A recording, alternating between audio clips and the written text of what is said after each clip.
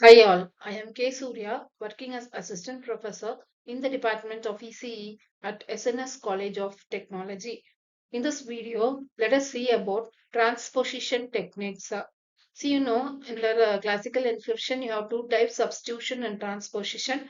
Under substitution technique, you have a number of types, monoalphabetic, polyalphabetic, Caesar cipher, Playfair cipher, Hill cipher, one-time pad, etc. Under transposition technique also we have different types which we will see in this video lecture. The transposition cipher technique is an encryption method which is used to encrypt a message or information. So this encryption method is done by playing with the position of the letters of the plain text. So just you will be transferring the position of the letters and you will not be substituting another letter in place of a letter like substitution technique here. The position of the characters present in the plain text are rearranged or shifted to form the cipher text. It makes use of some kind of permutation function to achieve the encryption purpose. So it is very easy to use and so simple to implement. So there are three types of transposition cipher techniques.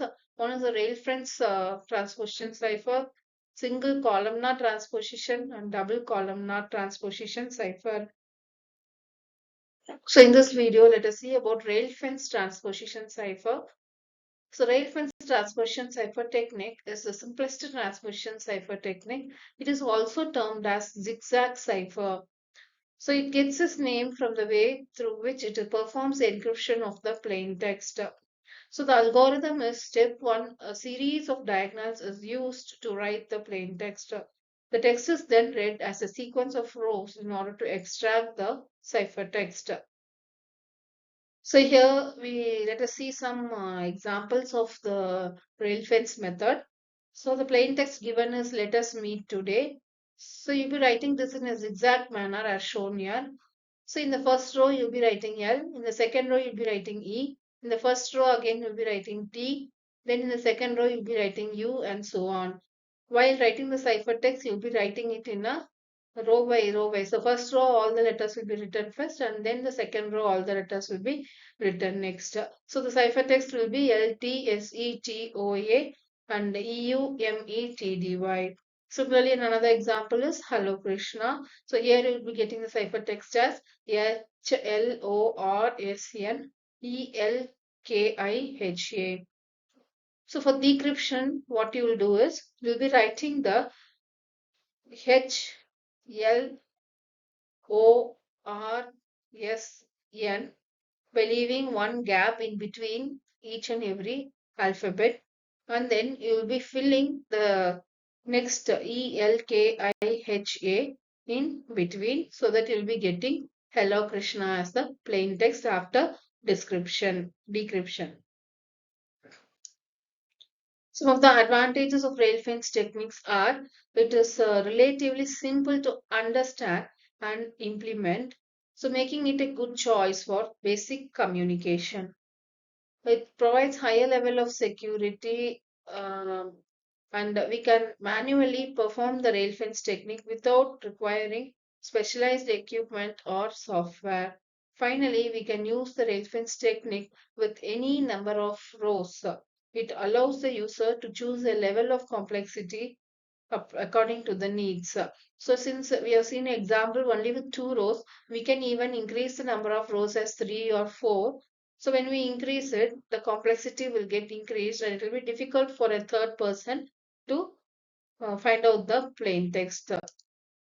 Some of the disadvantages are the rail fence technique is not a secure form of encryption as someone can easily break it with even a basic understanding of the cryptography. Additionally, this technique is not highly effective for longer messages, and furthermore, it's vulnerable to certain types of attacks known as known plain text attacks. Therefore, an attacker can easily break the encryption technique. So, the complexity of the rail fence techniques depends on the number of rows used to write out the message. So, the more rows we use, the more complex the encryption will be. Additionally, increasing the number of rows can make it hard for an attacker to determine the original position of the letters in the message.